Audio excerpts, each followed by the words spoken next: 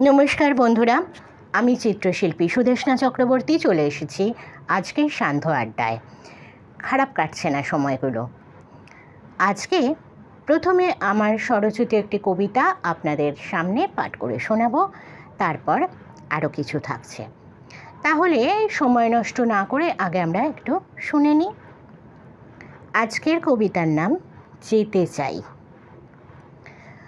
চলে যেতে চাই অনেকখানি দূরে, এই কোলাহল থেকে বহু বহু দূরে, যেখানে থাকবো আমি এবং আমার প্রেমিক নির্জনতা। আমরা দুজনে কথা বলবো বহু সময় ধরে, দুজনে যাব শান্তির খোঁজে, একসাথে চলবো একই সাথে একই পথে সারা জীবন। হাতে হাত রেখে একসাথে চলবো, যেখানে থাকবে না কোনো ছলনা, যান্ত্রিকতা, হিংস্রতা, মানুষ নামক জন্তুর জটিলতা, থাকবে না কোনো যন্ত্রণা আর মিথ্যাচার, থাকবে শুধুই সবুজের সমারোহ, থাকবে না কোনো মরীচিকার মোহ। দুজনে একসাথে কথা বলবো পরম শান্তিতে, যান্ত্রিকতার যন্ত্রণা থেকে এক সমুদ্র দূরে। এটা আমার নিজস্ব অনুভূতি আপনাদের সাথে শেয়ার করলাম।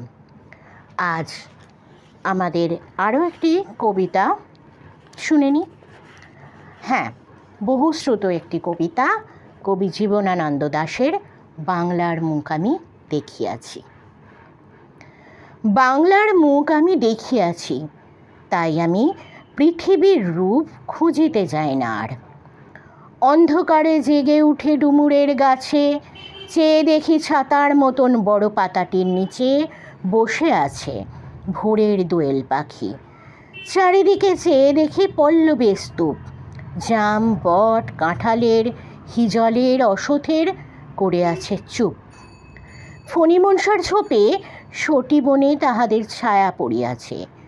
মধুকর ডিঙা থেকে না জানি সে কবে চাঁদ চম্পার কাছে এমনই হিজল, বট, তমালের নীল ছায়া বাংলার অপরূপ রূপ দেখেছিল। বেহুলাও একদিন গাঙ্গুড়ির জলে ভেলা নিয়ে, কৃষ্ণা দ্বাদশীর জ্যোৎস্না যখন মরিয়া গেছে নদীর চড়ায়। সোনালি ধানের পাশে অসংখ্য অশ্বত্থ বট দেখেছিল হায়। শ্যামার নরম গান শুনেছিল।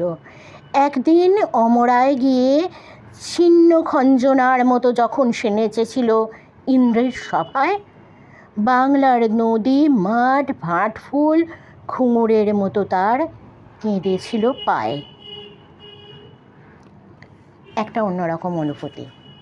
এই ছিল আজকে আমাদের দুটি কবিতা। এর পরের দিন আরও আমরা কিছু শুনবো। আস্তে আস্তে ভাবছি আপনাদের সঙ্গে গল্প পাঠের আসরও রাখবো। শুধু কবিতা কেন, হয়ে যাবে গল্প, কি বলেন? কমেন্ট করে অবশ্যই জানান। আমার ভিডিওতে ভালো লাগলে অবশ্যই লাইক করবেন, আর এভাবেই আমাকে অনুপ্রেরণা যোগালে খুবই খুশি হব এবং পাশে থাকবেন, সঙ্গে থাকবেন। আজকে এই পর্যন্ত। নমস্কার।